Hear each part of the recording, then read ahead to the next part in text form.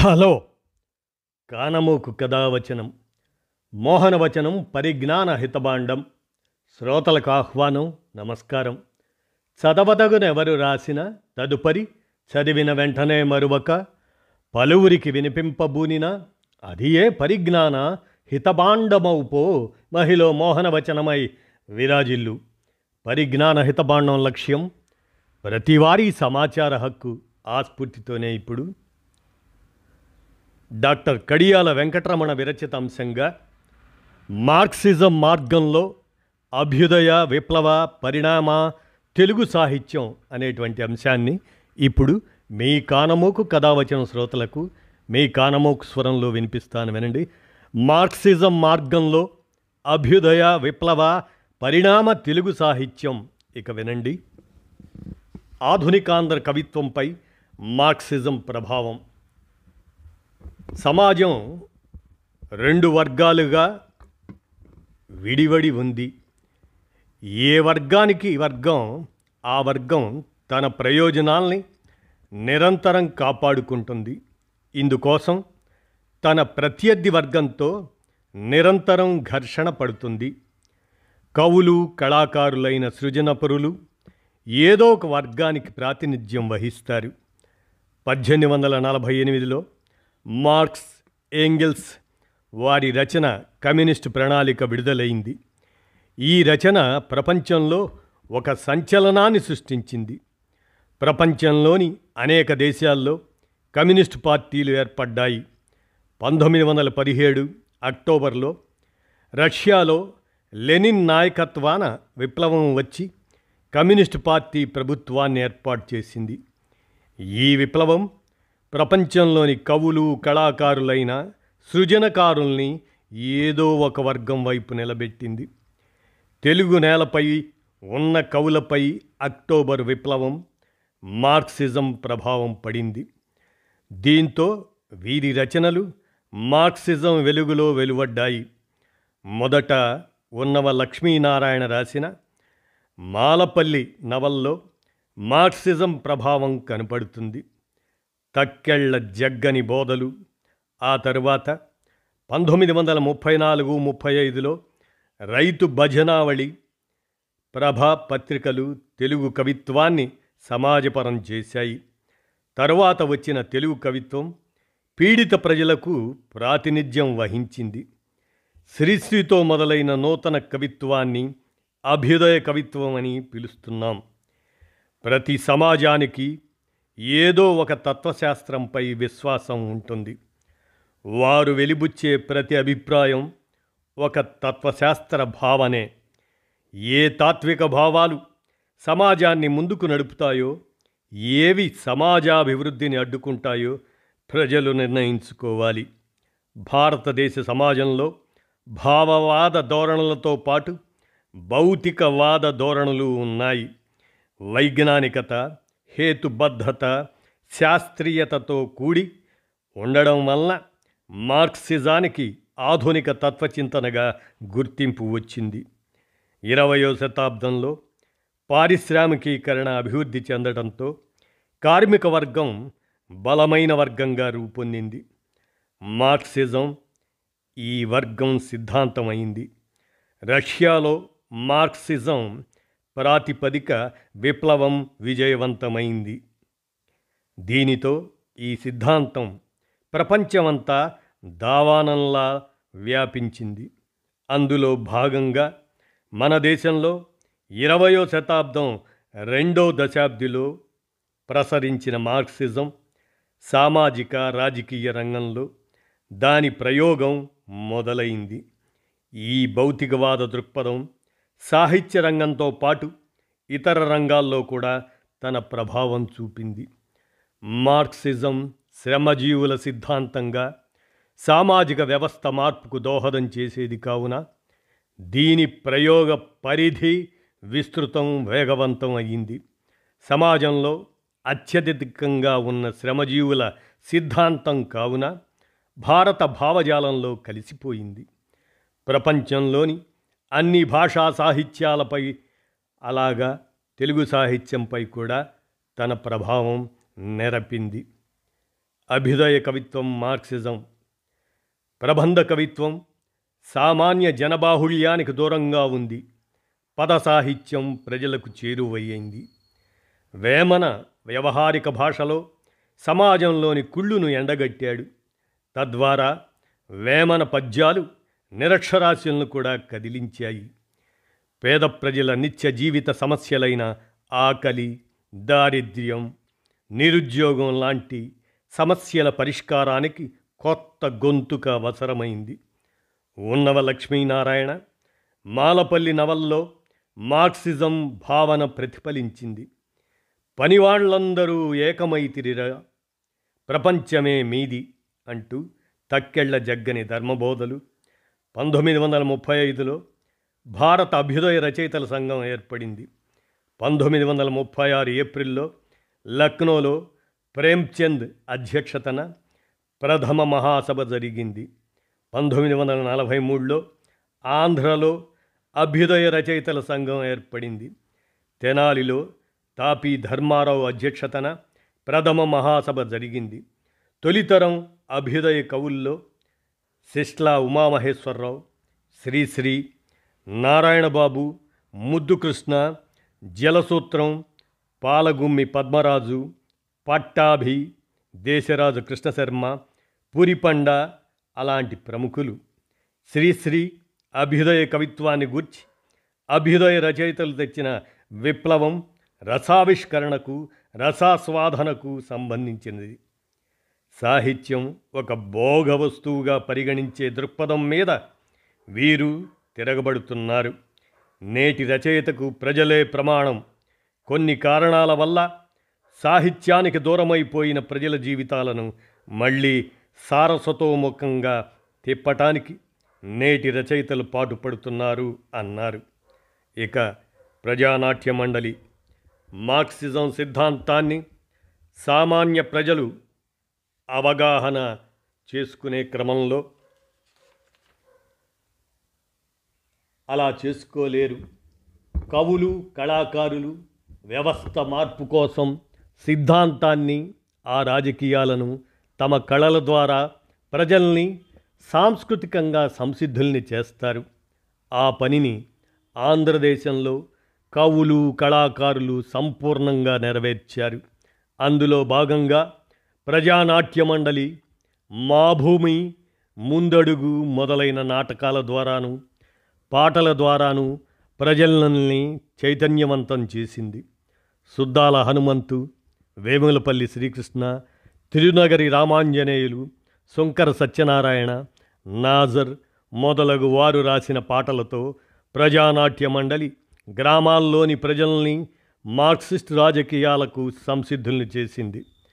ఇక తెలంగాణ పోరాటం విషయానికి వస్తే నిజాం నవాబు పరిపాలనలో ప్రజలు అనేక సమస్యల్ని ఎదుర్కొన్నారు. పటేల్ పట్వారీ వ్యవస్థ, దోపిడీ దౌర్జన్యాలకు ఎదురొడ్డి పోరాడినారు. వీరికి కమ్యూనిస్ట్ పార్టీ వెన్నుదన్నుగా నిలిచింది. నిజాం సైనికులు గ్రామాల్లో ప్రజలపై పడి అనేక దుర్మార్గాలు చేశారు. ప్రజల ఆస్తుల్ని దోచుకున్నారు. స్త్రీలను మానభంగం చేశారు. వీరి అరాచకాలను ప్రజలు భరించలేని స్థితి ఏర్పడింది. ఈ చారిత్రక సందర్భంలో కమ్యూనిస్ట్ పార్టీ ముందు నిలబడి ప్రజల్ని చైతన్యవంతం చేసి నిజాంపై పోరాడటానికి సంసిద్ధుల్ని చేసింది. ఈ పోరాటంలో వేలాది ఎకరాల భూమిని ప్రజలకు పంచిపెట్టింది. దేశానికి స్వాతంత్రం వచ్చింది. నిజాం సంస్థానం స్వతంత్రతను ప్రకటించుకుంది. యూనియన్ సైన్యం తెలంగాణను విముక్తి చేసింది. విధిలేని పరిస్థితుల్లో కమ్యూనిస్ట్ పార్టీ తన పోరాటాన్ని విరమించింది. ఈ పోరాటంలో వేలాది మంది కమ్యూనిస్టులు, ప్రత్యక్ష పోరాటంలో పాల్గొన్న కళాకారులు అసువులు బాశారు. ఈ పోరాటంలో 2 రకాల సాహిత్యం వెలువడింది. పోరాటంలో ప్రత్యక్షంగా పాల్గొన్నవారు సృజించిన సాహిత్యం, రెండవది పోరాటం వెలుపల నుండి పోరాటానికి స్పందించిన కళాకారులు సృష్టించిన సాహిత్యం. బండి యాదగిరి ఆ పోరాటం నుండి సృజించిన ఒక పాట, బండెనక బండి కట్టి 16 బండ్లు గట్టి ఏ బండ్ల పోతావు కొడకో నైజాము సర్కరోడా నాజీల మించినోడా అని ఏరన్నా రాకముందే ఏరువాక వచ్చరన్నా. అలాగే కాలమ్మే మారింది కనిపెట్టి తిరగండ్రోయ్ అలాంటి పాటలు ప్రజల్ని పోరాటానికి పరుగులెత్తించాయి. ఆ క్రమంలో దాశరథి ఈయన తెలంగాణ పోరాటంలో ప్రత్యక్షంగా పాల్గొని పోలీస్ బుల్లెట్ల నుండి తప్పించుకొని బయటపడ్డాడు. దాశరథి నిజాం నిరంకుశ పాలనను నిరసించి తెలంగాణ పోరాట శక్తిని తెలుపుతూ మహాంధ్రోదయం, అగ్నిధార అలాంటి కావ్యాలను సృజించారు. నా తెలంగాణ కోటి రతనాల వీణ, మా నిజాం రాజు జన్మ జన్మాల బూజు, అతని పాలనను తులనాడి తెలంగాణ రైతుదేనని ముసలి నక్కకు రాచరకం వద్దని చాటాడు. ఇక శ్రీశ్రీ రష్యా విప్లవం, అక్కడ వ్యవస్థలో వచ్చిన విప్లవాత్మక మార్పు శ్రీశ్రీని ప్రభావితం చేశాయి. తన కవిత్వాన్ని సామాన్య ప్రజల చెంతకు చేర్చాలని భావించాడు. అందుకే తన కవిత్వంలో సమాస ఆడంబరాన్ని తగ్గించారు. శ్రీశ్రీ కలం నుండి మహాప్రస్థానం రష్యాలో వచ్చిన మహా విప్లవాన్ని కీర్తిస్తూ వెలువడింది.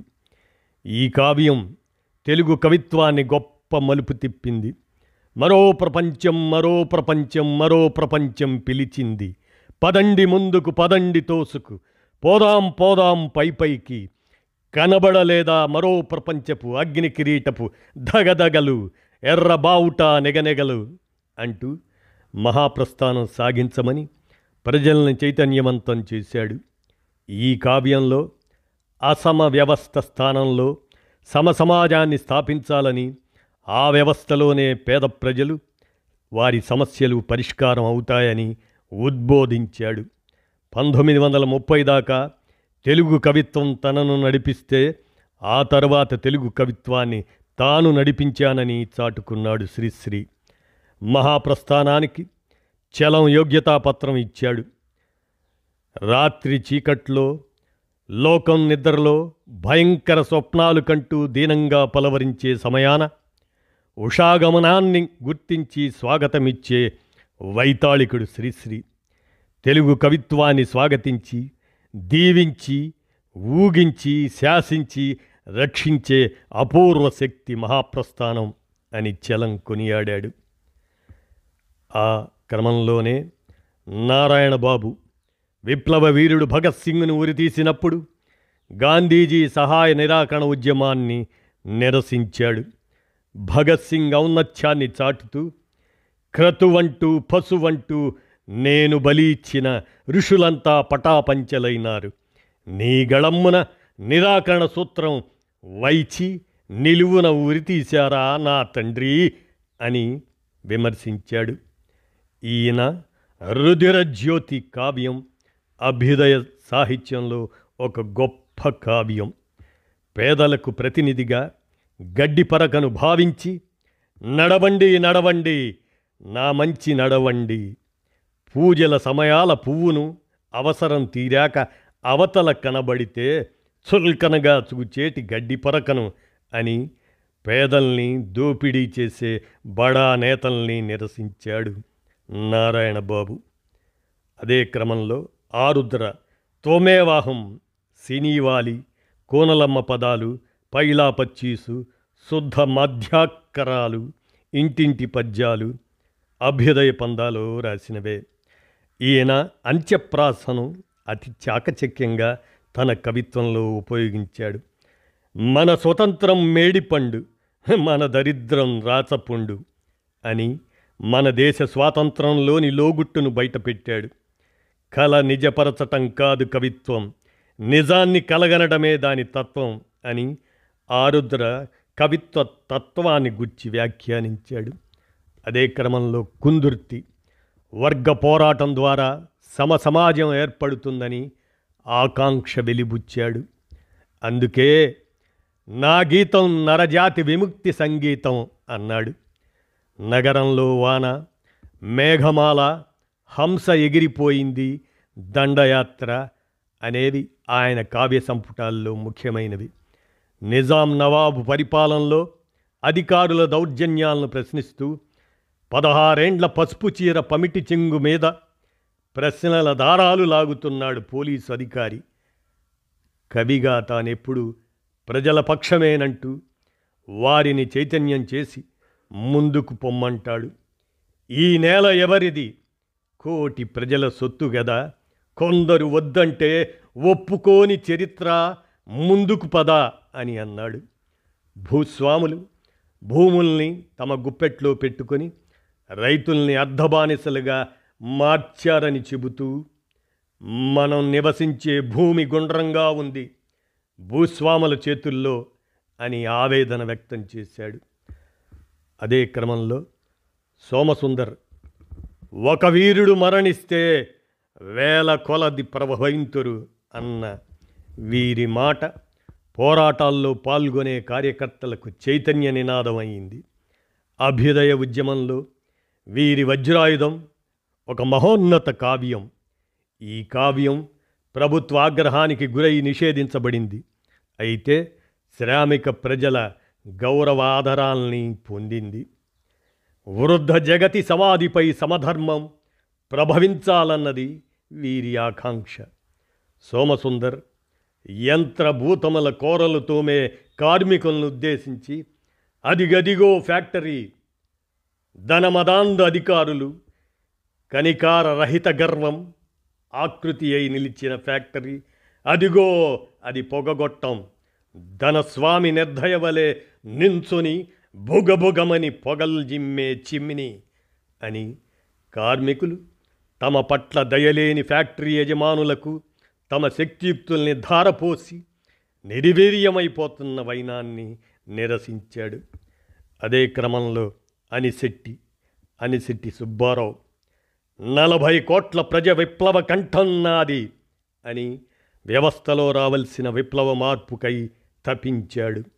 మానవత్వం పెంచటమే అభ్యుదయమని తలంచాడు. మానవత్వ సూత్రాలు మననం చేయడం కంటే మందహాసంలా మంచితనం పంచిపెడితే చాలు అని అంటాడు. అగ్నివీణ, భిక్షగాళ్ల పదాలు వీరి కావ్యాలు. ఈ లోకంలో సామాన్యులు నిరంతరం జీవిత సమస్యలతో భయంతో బ్రతకాల్సిందేనా? ఈ పద్మవ్యూహాన్ని ఛేదించడానికి చైతన్య జ్యోతివై ఛేదించాలని ప్రబోధిస్తాడు. భయం భయం భయం భయం, బ్రతుకు భయం భయం భయం, బ్రతుకు భయం భయం అన్నా మనకీ లోకం పన్నిన పద్మవ్యూహం.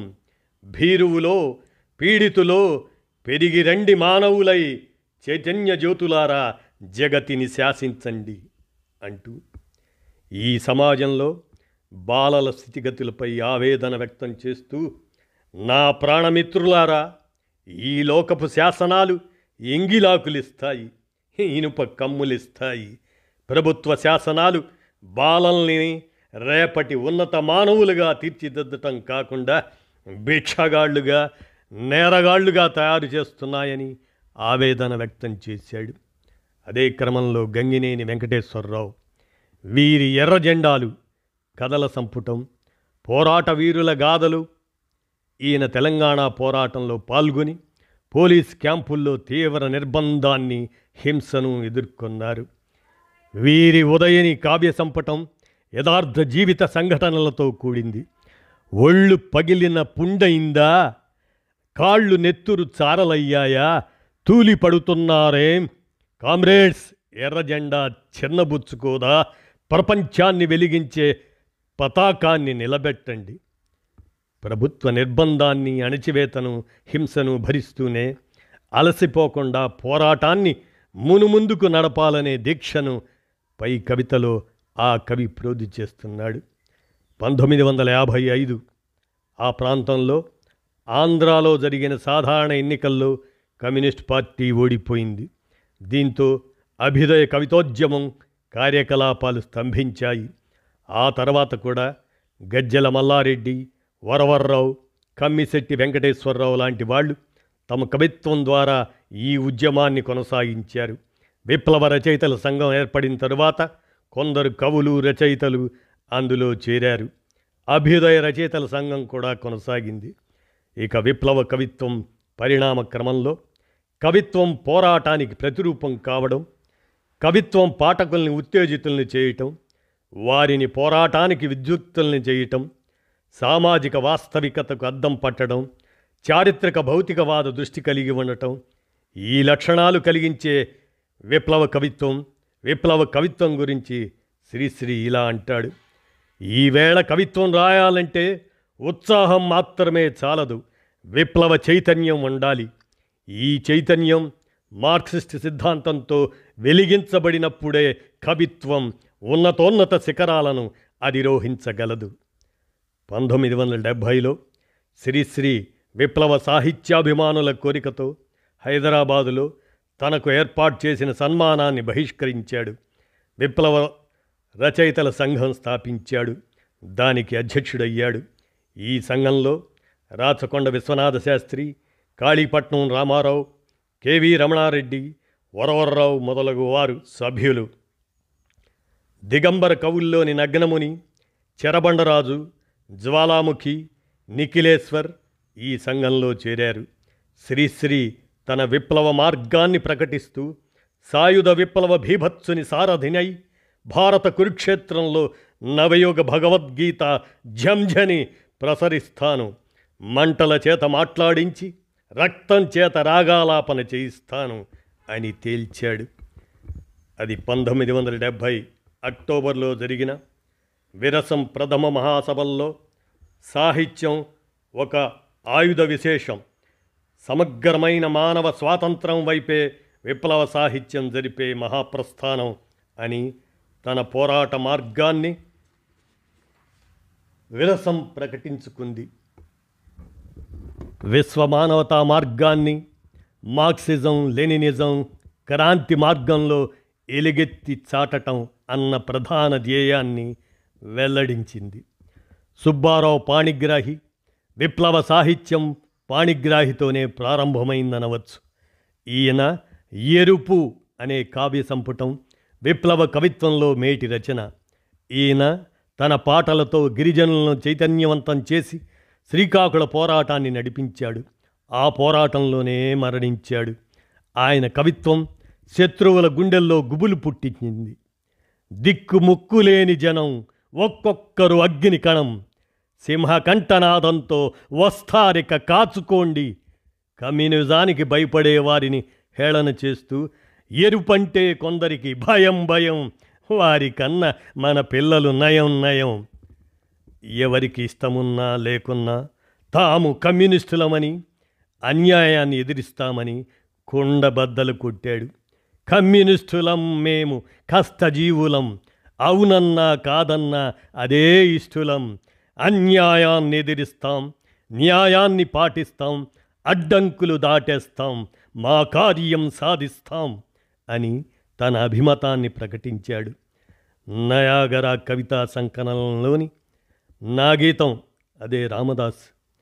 దానిలో మనమంతా శ్రామికులం, హాలికులం, గనులు, ఫ్యాక్టరీలు, భూములు, రహదారులు, బళ్ళు, ఆలోచన అంతా అంతా అంతా స్వాధీనం కావాలి, మనకు అందాక ఇది రాజీకి రాని పోరాటం అని, ప్రజలు మాత్రమే చోదక శక్తులని, ప్రజలే పోరాటం నడపాలని, తాము ప్రజలతో సమానమేనని ప్రకటించుకున్నారు. అభ్యుదయ కవుల్లో కొరబడిన శాస్త్రీయ అవగాహన, రాజకీయ విధానం తమకు ఉన్నాయని లే కవితా సంకలనంలో స్పష్టంగా విరసం కవులు ప్రకటించుకున్నారు. అలగడాలు, ఆడగడాలు, నిరాహారాలు, నిరసన వ్రతాలు, సమ్మెలు, సమావేశాలు, రాయబారాలు, మధ్యవర్తుల దళారీతనాలు, ఎన్నికలు అవన్నీ శత్రుకవచాలు. మాతృభక్తి, దేశభక్తి, విధేయత, అహింస, సహనమే పవిత్రంగా భావించుకుంటున్నాను. యాజమాన్య సమాజం నీలోకి తరతరాలుగా ఇంజెక్ట్ చేసిన బానిస భావాల వల్ల శ్రమజీవి ఆయుధం పట్టు అని అన్నారు. ఆ క్రమంలోనే చెరబండరాజు నా దేశపు మట్టిలోంచి, కష్టజీవుల నిట్టూర్పులోంచి తిరుగుబాటు ముడి సరుకును తీయడమే పనిగా పెట్టుకుంటున్న శ్రామిక సంతతిలో ఒక పేద కవిగా నన్ను మీలో ఒకనిగా చేర్చుకొని నా దేశపు కార్మిక వర్గానికి దరఖాస్తు దాఖలు చేసుకుంటున్నా అని విప్లవ చోదక వర్గాన్ని కోరుకుంటున్నాడు. దిక్సూచి, ముట్టడి, గమ్యం, కాంతియుద్ధం, జన్మహక్కు, పల్లవి మొదలగునవి వీరి కావ్య సంపుటాలు. పోరాడితేనే శ్రమజీవులకు ఫలితం ఉంటుందని అంటూ ఇంటింటా చీకటే, ప్రతి కంట కంట కన్నీరే, రాజ్యం ఎవరికి వచ్చెనో, రాజన్న సుఖములెవరికి దక్కెనో, భూ సంస్కరణల్లోని లొసుగుని బట్టబయలు చేస్తూ చట్టాలు అన్నారు, పట్టాలు అన్నారు, పొలములో కాలెడితే రామన్న పోలీసులొచ్చారు ఏలన్నా అని అన్నాడు. చెరబండరాజు కవిత్వం చైతన్యంతో దీప్తవంతమైంది. శ్రమజీవుల పోరాటాలకు పదునైన ఆయుధమైంది. ముంజేతిని ఖండించిన నా పిడికిటి కత్తి వదల, ఉరితాటికి పాట నేర్పి పల్లవినే పాడిస్తా అని విప్లవించాడు. విప్లవ కవులు చాలామంది ప్రత్యక్షంగా పోరాటాల్లో పాల్గొన్నారు. కొందరు పోరాటాలకు వెలుపల ఉన్నా రాజకీయాలతో ప్రత్యక్ష సంబంధం ఏర్పరచుకున్నారు. విప్లవ కవిత్వం, పోరాటాలు ఒకదానితో ఒకటి తాదాత్మ్యం చెందాయి. ఈ విషయాన్నే త్రిపురనేని మధుసూదన్ రావు గారు విప్లవ కవిత్వం కేవలం సాహిత్యోద్యమ ఫలితం కాదు, సామాజిక విప్లవోద్యమ ఫలితం. సామాజిక విప్లవ పోరాటాల్ని సామాజిక రూపాన్ని పొందే చైతన్యంలోకి అనువదించటం విప్లవ కవిత్వం. విప్లవ చైతన్యం కవిత్వ రూపాన్ని పొందటమే విప్లవ కవిత్వం అని వెల్లడించారు. ఇక శ్రీశ్రీ మహాప్రస్థానంలో సామాజిక రుగ్మతను గురించి చెప్పాడు.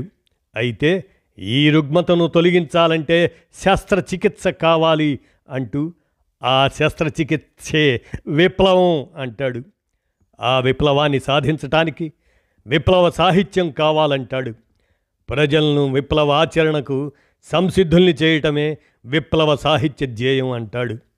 విప్లవ సాహిత్యాన్ని గురించి చెప్తూ విప్లవ సాహిత్యం పోయేదారి కంటక భూయిష్టం, దాని ప్రధాన రసం భీభత్సం అని అంటూ, అలాగనే దాని పునాది సాంఘిక యాథార్థ్యం, దాని ఆదర్శం వర్గరాహిత్యం అంటాడు. విప్లవ సాహిత్యానికి తానే రథసారథినంటూ ఆ విధంగా విప్లవ సాహిత్యాన్ని మున్ముందుకు నడిపించినటువంటి విప్లవ సాహిత్య సారథి, సాయుధ విప్లవ భీభత్సుని సారథినై భారత కురుక్షేత్రంలో నవయుగ భగవద్గీత జంఝని ప్రసరిస్తాను అని తెలిపాడు. ఉద్రేక తరంగాలే తొరంగాలుగా ఆగ్రహం కొరడాని చేబూని సాయుధ విప్లవ భీభత్సుని సారథినై విప్లవ సాహిత్యం పోయేదారి కంటక భూయిష్టం, దాని ప్రధాన రసం భీభత్సం, దాని పునాది సాంఘిక యథార్థ్యం, దాని ఆదర్శం వర్గరాహిత్యం అంటాడు. విప్లవ సాహిత్యానికి తానే రథసారథినంటూ ఉద్రేక తరంగాలే తొరంగాలుగా ఆగ్రహం కొరడాని చేబూని సాయుధ విప్లవ భీభత్సుని సారథినై భారత కురుక్షేత్రంలో నవయుగ భగవద్గీత జంజని ప్రసరిస్తాను అని తెలిపాడు శ్రీశ్రీ. ప్రభుత్వాన్ని అభిశంసించడం, ప్రత్యర్థుల్ని విమర్శించటం నినాదాలు మహాప్రస్థానంలో పుష్కలంగా ఉన్నాయి. ఉరి శిక్షకు గురైన భూమయ్య, కిష్టాగౌడ్ల గురించి తాను రాసిన భూమి ఆకాశాలు ఒక గొప్ప గీతం. తుది పయనం, తొలి విజయం మరొక అద్భుత గీతం. తెల్లవాడు నిన్ను నాడు భగత్ సింగ్ అన్నాడు, నల్లవాడు నువ్వు నేడు నక్సలైట్ అంటున్నాడు, ఎల్లవారు నిన్ను రేపు వేగుచుక్కనంటారు, ఊగరా ఊగరా ఉరికొయ్య అందుకొని ఊగరా, ఉరికొయ్య అందుకొని ఊగరా అని ప్రభుత్వ నిర్బంధాలను ఎదుర్కొని వీరులై ముందుకు నడవండని విప్లవ చైతన్యాన్ని కలిగించాడు శ్రీశ్రీ. విప్లవ ఆశయాన్ని సాధించాలంటే ఆయుధం తప్పనిసరని నొక్కి వక్కాణించాడు. ఆశయాలు సంఘర్షించిన వేళ ఆయుధం అలీనం కాదు, హింస లేకపోతే నూతన సృష్టి జరగదు అని బలంగా నమ్మినవాడు శ్రీశ్రీ. హింసతోనే సృష్టి పూస్తుంది, హింసతోనే మార్పు వస్తుంది అని హింసతోనే మార్పు వస్తుందన్నాడు. ఇక ఆ క్రమంలో శివసాగర్, ఈయన కవి మాత్రమే కాదు, పోరాటంలో తనను తాను సంలీనం చేసుకున్నాడు. నరుడా భాస్కరుడా, నా చెల్లి చంద్రమ్మ, తోటరాముడు, నా కోసం ఎదురుచూడు మొదలగు కవితలు విప్లవ చైతన్యం ఉన్న ప్రతి ఒక్కరి మనస్సులో కదలాడే భావాలు. కోర్టులో ముద్దాయిగా వాంగ్మూలం ఇస్తూ, న్యాయమూర్తులంగారు, శ్రీకాకుళ సూర్యోదయం కుట్ర కాదు, గెరిల్లా సూర్యుడు కుట్రదారుడు కాదు, చీకట్లను చీల్చటం కదా సూర్యోదయ వేడి, వెలుతురు ప్రజలకు పంచటం కదా సూర్యోదయం అని విప్లవాన్ని సూర్యోదయంతో పోల్చాడు. గొడ్లకాడి బుడ్డోడు అని నాజర్ ఆయనపై, ఈ గొడ్లకాడి బొడ్డోడమ్మో పెరిగి పెద్దవాడయ్యాడమ్మో, వాడి పేరే నాజరన్న, బుర్ర కథకే నజరానన్న, ఎర్రబాట నడిచినాడే, ఎర్రపాట పాడినాడే అని ఆయన స్మృతికి నివాళి అర్పించాడు. ఇక నగ్నముని, పాలు ఎర్రబడ్డాయి, జననం, కవి, కళ్ళు వేదాంతి, ప్రజాద్రోహి మొదలగు గీతాలు ఈయన కలం నుండి వెలువడ్డాయి. ఒళ్ళుమ్మకుని జీవించే స్త్రీకి పుట్టిన బిడ్డ ఇందులోని విషయం. ఓ కామాంధుడు ఆమె చనుమన కొరికేశాడు. పసివాడు ఆకలి తీర్చుకునేందుకు అమ్మ చనుమనను నోట్లో పెట్టుకోబోతే అమ్మ కళ్ళ నిండా నీళ్లు, నా చేతుల నిండా మూతి నిండా రక్తం. అప్పుడు తెలుసుకున్నాను నా వంటి వాళ్ళ అమ్మల పాలు ఎర్రగా ఉంటాయని అన్న కవితా వాక్యాలు ఎలాంటి వారికైనా కన్నీళ్లు తెప్పిస్తాయి. అదే క్రమంలో శివారెడ్డి, రక్తం, సూర్యుడు, చర్య, ఆసుపత్రి గీతం, నేత్రధనస్సు, భారమితి, మోహన ఓ మోహన, అజేయం మొదలగు కావ్యాలన్నీ ఈయన ఉన్నత రచనలు. జీవితంలోని వైరుధ్యాల్ని, పోరాటాల్ని తన కవిత్వంలో శక్తివంతంగా చిత్రించారు. ఇక్కడే రెండే మార్గాలు, రెండే పక్షాలు, ప్రజలున్నారు, ప్రజల్ని హింసించే ప్రభుత్వము ఉంది, నువ్వు ఎటు నిలబడతావో చెప్పమని కవి ప్రశ్నిస్తాడు. ఎన్ని కష్టాలు ఎదురైనా దుఃఖాన్ని దరిచేరనీయవద్దంటాడు. ఎన్ని అపజయాలు ఎదురైనా చింతించకుండా మరింత ధైర్యోత్సాహాల్ని కూడగట్టుకొని ముందుకు పోవాలంటూ, దుఃఖాన్ని మాత్రం పిలవకు, అది దరిద్రం కన్నా దరిధాత్రి దరిద్రమైంది, పిరికితనాన్ని నీళ్లాడి వజ్ర సంకల్పాన్ని కూడా విచ్ఛిత్తి చేసే భ్రష్టురాలు అది. నువ్వు దేన్నైనా ప్రేమించు, కానీ దుఃఖాన్ని మాత్రం కాదు, ఆరిపోయిన కొలిమి కది చిహ్నం అంటాడు. ఇక వరవర్రావు గారు, ఈయన కవిత్వంలో ఆవేశం తక్కువ, ఆలోచన ఎక్కువ. వీరి కవితలు వివరంగా ఉంటాయి. జీవితంలో ఎన్నో నిర్బంధాల్ని ఎదుర్కొన్నాడు. సుదీర్ఘ జైలు జీవితాన్ని తన జీవితాంతకాలం అనుభవించాడు. మొక్కవోని ధైర్యంతో ప్రభుత్వాల మానవ హక్కుల అణచివేతను నిలదీసి ప్రశ్నిస్తున్నాడు. ఆయన నేటికి కుట్ర కేసులో జైలు జీవితం గడుపుతున్నాడు. చలినెగళ్ళు, జీవనాడి, సముద్రం, స్వేచ్ఛ, ముక్తకంఠం, భవిష్యత్ చిత్రపటం విశిష్టమైన రచనలు వారివి. స్వేచ్ఛ కోరేవాడు ఎప్పుడూ జైల్లోనే ఉంటాడు. స్వచ్ఛంద జీవికి సంకెళ్ళు వేయందే సామ్రాజ్యవాదికి నిద్ర పట్టదు అని వరవర్రావు తన స్వేచ్ఛా ప్రబోధాన్ని వెల్లడిస్తాడు. ఇక గద్దరు, వంగపండు ప్రసాదరావులు మార్క్సిజం ప్రాపంచిక దృక్పథంతో విప్లవ గీతాల్ని ఆలపించారు. వంగపండు శ్రీకాకుళం భాషలో అద్భుత గేయాలు రాసి పాడారు. ఏరువాక, పొలికేక, జజ్జనకర జనారే ఈ సంపుటాల్లోని పాటలు ప్రజల్ని ఉత్తేజితుల్ని చేశాయి. శ్రీకాకుళంలో సీమకొండకి శిలకలు కత్తులు దులపరిస్తాయట అని పాట అందుకోగానే ప్రజలు రూతలుగేవారు. గద్దర్ను ఆంధ్రప్రదేశ్ ప్రజలు చిరకాలం ఒక విప్లవ కవిగా గుర్తుంచుకుంటారు.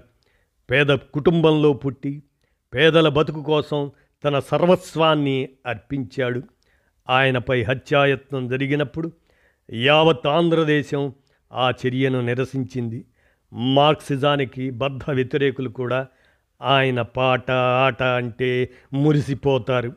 తన జీవితమంతా విప్లవోద్యమం కోసం పాటుపడి కార్యకర్తలకు ఉత్సాహాన్ని, ఉత్తేజాన్ని తన ఆట పాటలతో నింపినవాడు.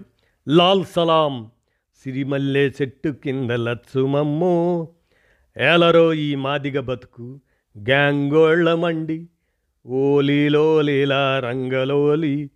ఈ పాటలు తెలుగు మాట్లాడే వారందరూ విని ఉత్తేజితులయ్యారు. విప్లవోద్యమానికి ఈయన పాటలు కండపుష్టిని కలిగించాయి. అభ్యుదయ కవులు సమాజం మారాలని కోరుకున్నారు. సమాజంలో దారిద్ర్యం, అవిద్య, అవినీతి, దోపిడీని గుర్తించారు. ప్రజలకు సమస్యలు తీరి సమాజం సుభిక్షంగా ఉండాలంటే సమసమాజం ఏర్పడాలని తలంచారు. అందుకు మార్క్సిజం దారి చూపుతుందని తలంచారు. వీరి కవిత్వంలో ఆవేశం కంటే ఆలోచనకు స్థానం పెరిగింది. ఉన్నవ, మాలపల్లి నవల్లో మార్క్సిజం దృష్టికోణం కనపడింది. అభ్యుదయ కవిత్వానికి శ్రీశ్రీ మార్గదర్శకుడయ్యాడు. మహాప్రస్థానం ద్వారా చాలామంది అభ్యుదయ కవులు మొదట శ్రీశ్రీని అనుసరించారు.